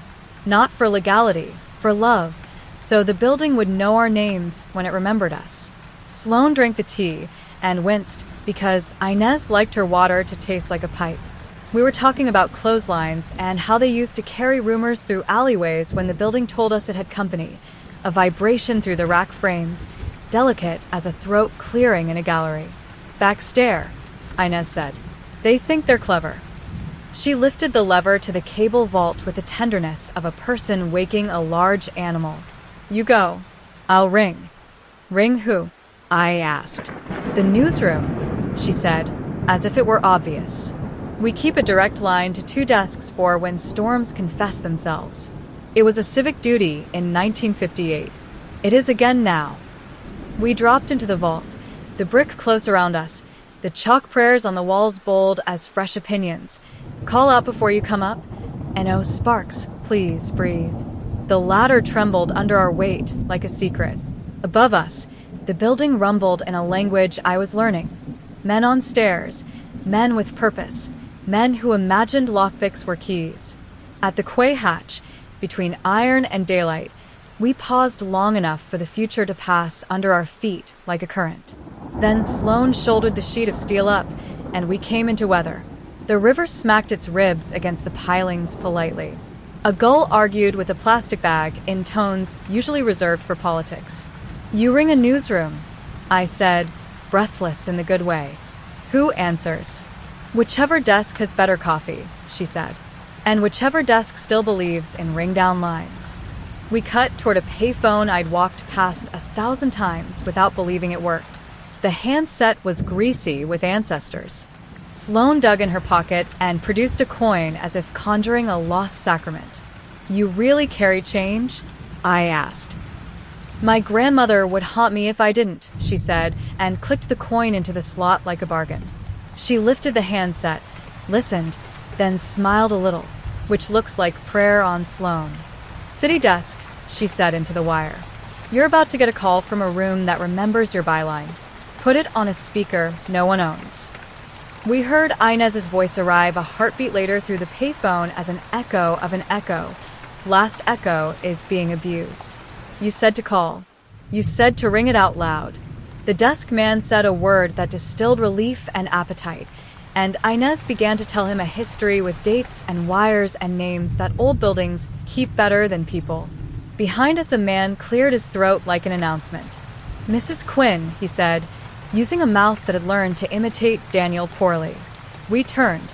It was the actor from the hospital corridor, the one with the chest speaker and the talent for turning any sound into a trick. He held a phone in his hand like it was a passport. His hair had been cut into a smile. I was hired for training data, he said pleasantly. I produce empathy on demand. It's a wonderful economy. You called me a fake last time we met. That hurt my feelings. Do your feelings take direction? I asked. All feelings do, he said. That's what they're for. Who bought you today? Sloan said. He shrugged. Foundations are made of boards. Boards are made of men who are tired of being told no. They buy me by the hour. They call it storytelling. Rudd stepped into view like a man who had discovered his reflection and liked it. He kept his hands in his pockets because some people believe that makes them look harmless. Detective, he said, nodding at Sloan. You're trespassing on nostalgia. And you're borrowing other people's breath, she said. Nostalgia is a commodity, he said, as if repeating scripture. Inez is hoarding inventory. He gestured. The actor pressed a button on his chest. Daniel's voice curled into the morning air like smoke. Nor don't sign anything. A few passers-by turned their heads, startled by the intimacy of a stranger's nickname. You can make him say anything, Rudd said to me, mollifying. You can make him say go home. You can make him say forgive. We're offering you mercy. You're offering me a ventriloquist, I said. The payphone on the wall cracked with laughter. The desk man, bless him, unable to keep his newsroom out of the scene. Don't, Sloan said to me, quiet. Don't give them their theater. I didn't. I stepped closer to the actor instead, close enough to see the little scuffs on the plastic box and the slur of epoxy along its bottom the way cheap things betray themselves. Your sibilants are wrong, I said softly, and watched his eyes do the little falter that means a tradesman has been seen. On anything. On sign. You keep the tail, but you always shave the hiss. Rudd's smile went brittle. He took one step as if he intended to push past embarrassment with momentum. His knee nudged a lower rail on the catwalk. It muttered a threat in riveted steel. In the switch room, Inez yanked the ground fault again. The building barked. Lights in 3 municipal blocks hiccuped and then recovered. The elevator in the exchange gave up trying to be polite. The payphone gave out a triumphant little buzz that sounded like gratitude. Alarms in cars along the quay chirped at each other. And on the desk, 2 miles uptown, the city editor listened to a 70-year-old ring-down line carry the last echo of a dead man's care into a newsroom that still knew what to do with it. He held his finger up in the universal sign for hold that for page 1. Captain Rudd, Sloan said, holding up her phone to show internals text. Stay where you are, and the judge's signature beneath it like a quiet weather pattern. It's time to go back to church. He looked at the actor with a chest box and saw, for once, a man instead of a prop. Run, he said. The actor's face didn't change. They pay me for an hour, he said. I do an hour. Rudd took a single step backward and made a decision men make when they have trained their bodies to believe doors will always open. He turned to his men to discover that they had become background. He put his hands up because he did not want to be on the front page wearing cuffs in a way he couldn't control. Alvarado arrived with 2 IA officers who had learned how to enter a scene without pretending to rescue it. Captain, he said mildly, I'd like to interview your pension. Is this necessary? Rudd asked the air. Necessary is a word with witnesses, Alvarado said. We have both. They walked him to a car that wasn't proud. The actor folded the strap on his device and asked if he could call a lawyer. Sloan said yes, and when he dialed, the voice that answered didn't think much of him. Inez opened the door above the quay and waved at us, with one of those operatic hand gestures women in their 70s earn. Come ring my bell, she called. I want to hear you tell the city this one thing without making excuses. He loved you. I obeyed. In the switch room, the kettle had boiled its old tin anger dry. The pie blinked the way small things do when they have performed the task asked of them. Inez put my hand on the lever that sends the keep alive pulse. Twice a day, she said. Noon and midnight, and the hour you hate. We can retire it if you like. We can make new habits. The lever felt like an oath. I took a breath. After, I said, one more, then we retire it. She nodded once, not kind, not cruel. You're the switchkeeper today, she said, and went to call the desk again to tell them about cables and love. Chapter 11, Testimony. Trials don't look like shows. They look like accounting. Months later, a courtroom held our careful nouns. A jury sat in sweaters like civilians do when they've been invited to pretend they're a branch of government. Veronica Hale had hired a lawyer whose hair cost more than my monthly rent. Captain Rudd had a smaller man who believed in adjectives. The actor with the chest box had elected to take a deal. He sat in the first row with a face he had learned at last to leave alone. Mara built her house like a woman who has done carpentry. Hair under Skelta went up like studs. The synthetic consent files became drywall. The audio with the half-hour chime was the roof. Cheap, waterproof, incontrovertible. On day 3, Inez Calder took the stand in her navy cardigan and gave the only sermon I would ever admit to respecting. They told us to move time, she said. We told them we knew where to put it. They asked if time could learn to obey donors. I told them electricity doesn't have a politics, but it will take bribes if you let the wrong hands touch it. Veronica's lawyer tried to teach the jury terminology. He fed them words like industry standard and variance and captured efficiencies. Inez waited until he ran out of breath and said, "We don't call cheating by a longer name in this building," and half the room learned to love her. Sloane's testimony was small and exact. She did not grandstand. She placed photographs, then peeled back their corners to show the seams. She used the word "we" as a verb. She let internal take credit where it would help a pension, and she let the press take credit where it would help a mourning. When she stepped down, I realized for the first time she had been shaking since February and had simply refused to let it be seen. I took the stand because truth deserves to be said in the room where it may be believed. I said voicemail out loud without asking the court to believe in ghosts. I said 742 without making it a shrine. I said don't sign anything and watched 3 jurors who had signed many things visibly reconsider their hobbies. Veronica did not look at me while I spoke. Rudd did, with the expression of a man who can't make a machine work because he believes machines should admire him. The jury took 2 days and sent back a verdict in a handwriting so earnest I could have kissed it. Theft. Conspiracy. Fraud. Rudd's count was a different grammar but the same sentence. Honest services denied, banners purchased, light switched off, and called mercy. The judge spoke the words that made their faces undo. Custody for one, home confinement for another, fines like jokes for a board too rich to hear them. It was not enough and more than I expected. It was a ledger closing. The hospital registrar wrote me a letter in an envelope that made no promises. "We have amended policy," it said in her careful script, "the kind of penmanship you use when no one taught you how to email. Rounding is for decimals, not for the dead." We met Inez at Merritt Street with a bag of donuts that had learned to be holy. She let us sign the guest book again. She wrote retirement of Pulse in the margin like a small parade. She would not tell us her birthday because she believed in privacy as a sport. After the verdict, a voice called me from a number that wanted to be a hospital and told me gently the ashes were ready. I told the voice gently that my husband is not that light. I asked for the box because one day I will be strong enough to lift it. Inez agreed to keep it on a shelf until I decided which river he liked best. At noon and midnight, the building still sent its courtesy because cities need something to salute. At 42, the air learned to be boring. I discovered boredom is an underrated mercy. Chapter 12, The Last Echo.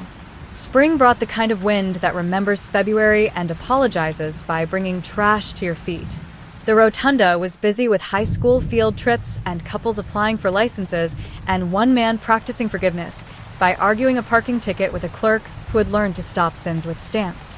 Mara sent a text that said lunch and a picture of a sandwich that had decided to be a metaphor. Sloane sent a photo of a dog that had adopted her for 3 blocks and then remembered it had an owner. I took the bus to Merritt Street because I wanted to hear the city the way Daniel liked to hear it, through other people's stories, not my steering. Inez met me with 2 mugs of coffee and the thin smile of a person who likes to see a plan end. We went downstairs to the room where wires still dream of duty. The lever sat there like a punctuation someone had forgotten to remove. Noon had finished being brave. Midnight would practice later. The pie blinked the way only the humble do. "Do you need it?" she asked, nodding toward the lever. "I need the habit of not needing it," I said. She nodded as if I had passed a test nobody likes to give. "There's a last thing," she said. Daniel's newsroom sent a boy down here with a tape recorder and a face like a dog learning a trick. He asked me to ring the desk at the exact moment and to let the building record itself while it did. He said he wanted the sound of time when it behaves. She put a little speaker on the desk and pressed a button. Out came the faintest of sounds, too honest to be orchestral. A click, then another click down the row, a hush of battery leaning into copper, a name for something made of wire and need, a pulse that carried nothing but its own proof. It took less than a second. It filled the room with a kind of absence that felt earned. "The last echo," she said when it fell to quiet. "On purpose. As a gift. We keep it here on a shelf next to the switch oil and the good pliers." I laughed because the combination sounded like a liturgy. "Play it again," I said. "Once more. That's what ghosts want. A do-over." We listened twice, maybe 3 times. It didn't grow less holy or more sentimental. It did its job and then stopped as if to teach me a lesson. Inez looked pleased in the way women get when they have cooked you something you didn't know would be your favorite. I took out my phone and opened the old voicemails. The list sat there like stones in a pocket. 5 recordings. I selected the first and heard him inhale, as if he had come up out of the river laughing. I listened to the last and heard myself in the silence between his sentences. Then I pressed and held until the red delete asked for permission to teach me the next habit. I kept one, the one with "don't sign anything" in a tone that knows the difference between a joke and a covenant. I deleted the others with a calm that would have offended me in January. I whispered "okay" to the digital ghosts like a woman bargaining with a switch. Outside, kids walked past with bubble tea and no idea that copper used to be a love language. The river made its little noises against its old bones. Inez turned off the lamp. We climbed the stairs like 2 women whose knees have earned the right to complain. In the vestibule, she looked at me with the carefully rude affection of someone who has decided you're her kind. "You'll stay angry about the right things," she said. "I'll try," I said. "And I'll sign slow." "Good," she said. The city needs slow signatures. On my way home, I stopped at the bench on Pier 6 and put my hand under the 4th slat. The box was empty. The black sealant had learned to weather. Someone had carved initials into the board in a hurry and been disappointed by how the knife behaved. The river shrugged in the direction of the sea. At 7:42 p.m., nothing called me. I boiled water in the good kettle the landlord had left behind and made tea in the mug Daniel liked best, the one with the chip on its lip that taught you where to put your mouth. I listened to the unplugged apartment make small, domestic agreements with itself. Radiator sighs, a neighbor emptying pans, a dog shaking off rain on a floor above me. Time kept its arithmetic. The soul kept her accounts. I texted Sloane Blue Canary because grief is allowed to be practical. She answered, in the outlet by the light. I turned off the kitchen bulb and stood for a minute in the not quite dark, listening for nothing. When people tell you about silence, they forget to mention how often it is full. You can hear the city promising to continue. You can hear your own hands agreeing to be useful. You can hear a woman deciding where to put a box of ashes until she is strong enough to lift them. The last echo did not come as a ring. It came as a breath I took on purpose. The next morning, under the rotunda, a clerk stamped something small and dull and correct. A man argued with a parking ticket and lost honestly. A girl in a denim jacket said yes to a boy who had bought a ring with the wrong salary. Inez wrote 3 lines in a logbook and felt the building breathe easier. Mara brought a different sandwich to my office and stole half my chips. Sloane sent a picture of the dog who had decided she was not its owner after all. June Park wrote a sentence that used we correctly. I went to work because love is a job and because the city had sent me a lever and asked me to learn when not to touch it. Epilogue after the ring. By summer, the city had learned the new schedule. Noon and midnight, the old exchange sent its quiet courtesy into the wires, and at 42 there was nothing but ordinary air. The first week without the call felt like standing on a pier after the ferry leaves. No disaster, just water remembering you don't need it every hour. By the 8th, I stopped checking the clock and started checking the light. Merritt Street kept its small congregation. Inez taught a younger custodian, Shaw, soft-spoken, strong wrists, how to lift the ground fault like a prayer and how to talk to reporters in complete sentences. On a nail above the bench, she hung a crooked wooden sign that read "Ring Down Lives Here," not as a shrine, but as a warning to men who only understand a thing when it is labeled. When I visited, she still poured her bilious tea and said unprintable things about rounded compassion, then made me sign the guest book so the building would remember my legs coming and going. The bench at Pier 6 forgot us perfectly. Good. The tar blackened. Initials appeared that meant everything to the children who carved them and nothing to the boards. Once, a girl fishing with twine, and a bolt asked what I was looking for under the fourth slat. "A bad habit," I said, and she nodded like we were both in on something important. In the registrar's office, the window glass remained thick and the carpet remained tired, but the forms changed. Rounding is for decimals, not the dead, the clerk had written to me in her careful hand, and now her screen reflected that sentence back at the city. Unknown appeared more often where convenient used to live. Pending earned new respect. When hospitals called with cheery urgency about signatures and releases, I practiced saying, "Not yet," without performing grief for strangers. Paper learned to wait. Veronica Hale's name moved from the first page to page 3, and then to page 10. It will live there for a while, being quoted by people who pronounce policy, like weather. Captain Rudd lost his banners and acquired a schedule. He gives advice now to men who thought phone calls were private because they made them indoors. The actor with the chest speaker recorded a public service announcement about scams in the voice the city paid him to learn. Inez watched it, snorted, and turned the sound off.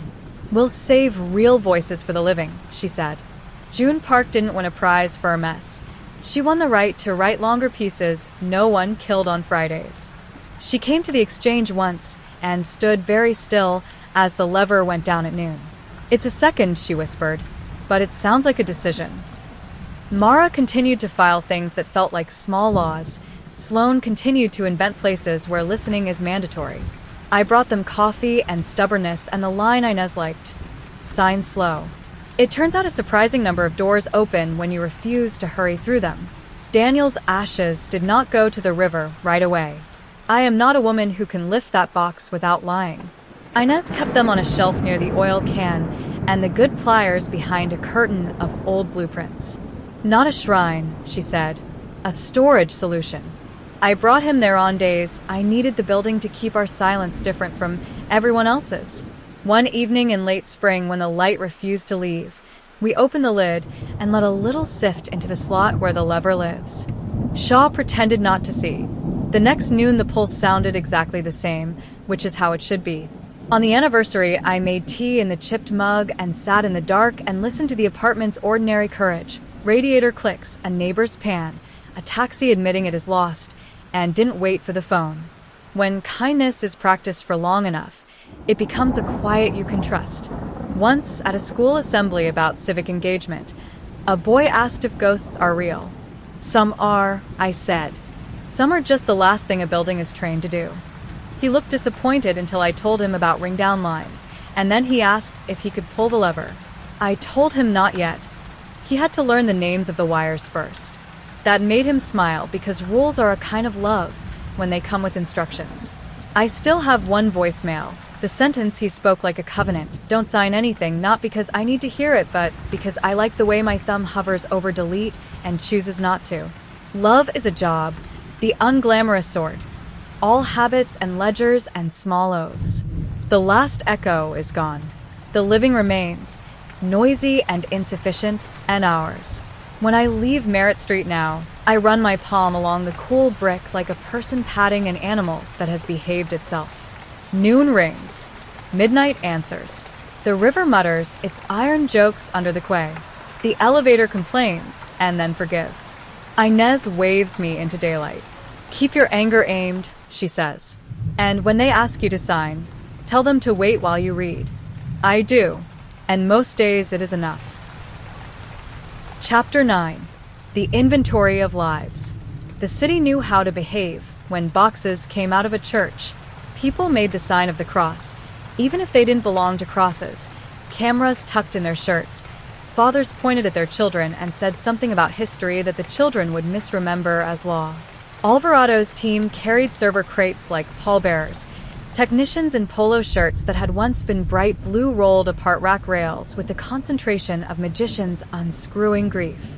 Veronica Hale appeared with counsel and a laminated sheet titled Cooperation Plan that would have been adorable in a different story. Mara accepted it without reading and filed it in a universal folder called Later. At noon, Daniel's newsroom ran a piece that did not argue. Hospice, rounding policy, under investigation. Police auxiliary donations scrutinized. It was written by June Park, who had learned to put verbs where they belong. In paragraph 4, it explained the ring-down line as if the city were a person you could educate. In paragraph 7, it used a sentence I had said out loud in my kitchen without thinking anyone but Sloane would hear. Time of death is arithmetic with a soul. By afternoon, the phones at the AG's office were throwing up their hands. Rudd sat in an interview room with Alvarado and a pitcher of water that no one had asked to be there. He did not ask for a union rep right away. Men like him think they can give themselves advice. When he did, Internal gave him a rep with a good memory and a tired pen. He was not arrested that day. He learned that he had been unpromoted in public. He learned that when a judge says the words in camera, the camera outside hears the words in public. In the late afternoon, Sloane drove us to the river ramp, so I could see the curve where the world corrected him. The guardrail had a new steel scar over the old scab. The scorch mark on the asphalt had leaned into the shoulder and lost its color. The flares had been collected, the cones put away. The day apologized and moved on. DOT cameras? I said. Offline, she said. Did you know equipment goes offline more often when donors need it to? Do I get to be surprised by anything this week? She shook her head. Not if you want to keep your blood sugar stable. We walked the shoulder at the edge of the ramp. I watched tire tracks try to tell a story to a surface that has learned to erase. Near the start of the curve, where the ramp comes up from tunnels and thinks too briefly about being straight, Sloane crouched and touched 2 knuckles to the tar. When she stood, her fingers were black with a skin of something that wasn't road. Paint, she said. Poly. Not OEM. The kind you buy for repairs in a hurry. White van, I said. All vans are white, she said. That's their job. In the ditch below the exit sign, we found a shard of plastic that used to be a mirror and is now evidence only if a lab gives it a life. She bagged it. She bagged the paint. She bagged a pebble because you never know. Does this help? I asked. It tells the story to someone who likes puzzles, she said. We'll find a body shop on a donor list. We'll find a ticket entered at the wrong hour with the right damage. We'll find an email that says accidentally out loud. I believed her not because justice is a habit, but because persistence is. We stopped at Daniel's office on the way home because leaving rooms alone too long is cruel. I turned on his desk lamp and the filament lit like a well-behaved candle. The cassette recorder sat where he had left it like a faithful dog. I pressed eject without ceremony.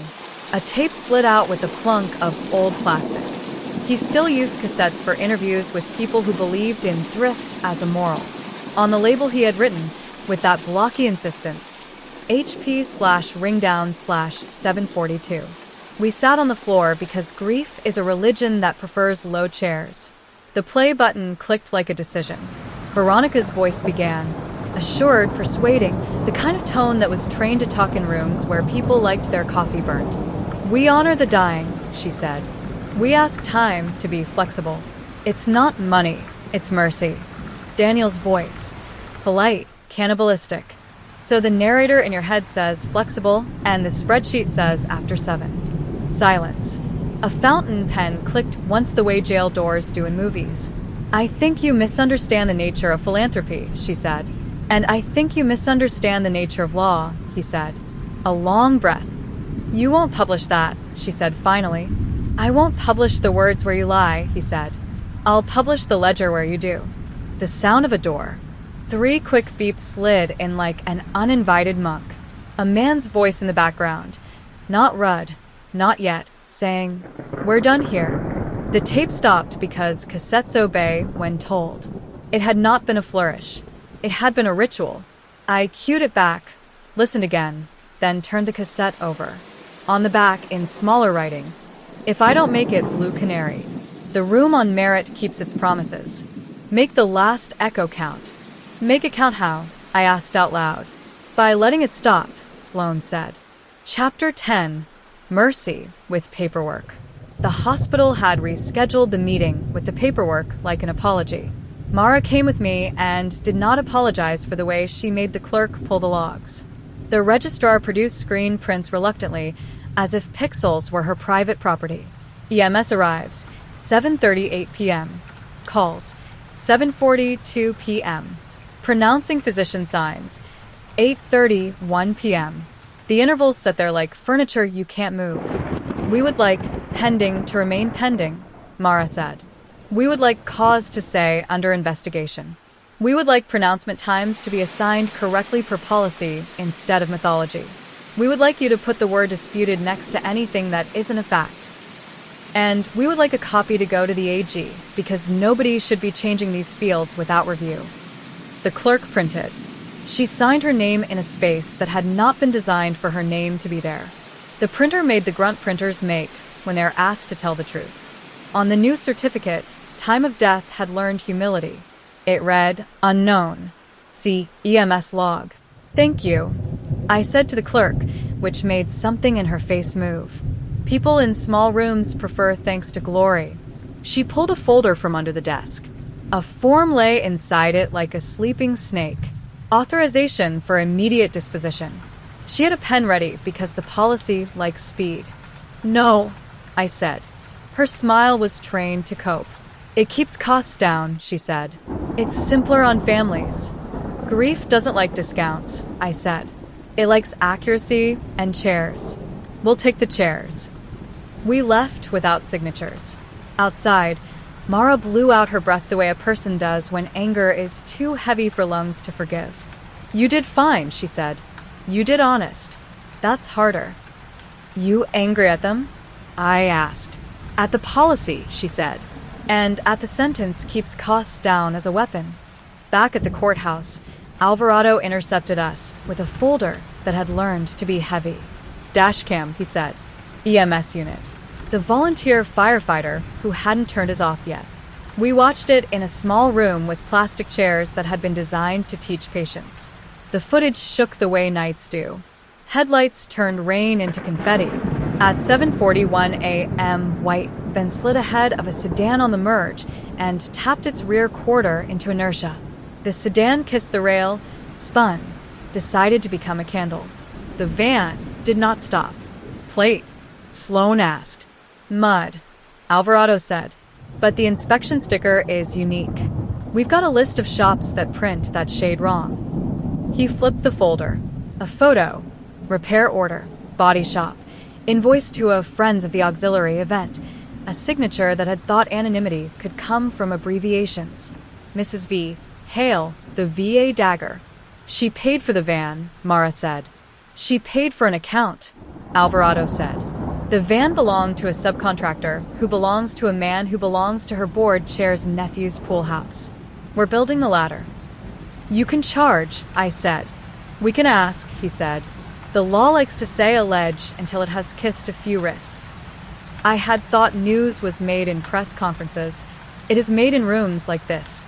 Bad chairs, worse coffee, precise verbs. I put my hand on the back of the plastic and told it we were not enemies. It refused to learn. At 7:42 p.m. the voicemail did not come. I stared at the phone as if it were a child I had told a story to for nights and who had finally fallen asleep. Sloane watched me without commentary. The silence didn't arrive like a loss. It arrived like obedience. I sat with it until it became my friend. Tomorrow, Sloane said, we retire the last echo.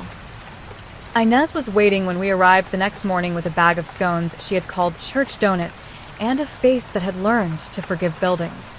She did not ask if I was ready because she knew what the word meant. We stood at the rack in the switch room. The lever sat there with its indifferent invitation. You'll still get noon and midnight if you like, Inez said. Those are the city's habits. We honor a habit if it doesn't bite. Noon, I said. He hated lunch. It will annoy him. She put my hand on the lever again. Say something. The building likes to keep last words with its fuses. I looked at the crossbars under their tarps, at the labels in pencil, at the pie on the baking pan that had done more theology than some sermons. I thought of Daniel's insistence on verbs. I did not make a speech. Okay, I said to the switch, which is what we said to each other when we meant go and stay and I love you and we'll do this hard thing. Okay. I brought the lever down. The building sighed. Somewhere above us, a clock lost a habit. Somewhere downtown, a ring-down line relaxed its shoulders. Inez exhaled in the tone of a woman who's unknotted a hose. You did that kindly, she said. That matters. People think machines don't care. They do. They just don't gossip. We had coffee that tasted like pennies and gossip anyway. We talked about the old days when switchboard girls could recite the city's romances by route, and about modern days when a woman in a cardigan could amend the law from a window with glass too thick for sympathy. My phone did not breathe at 42. The air did, evenly.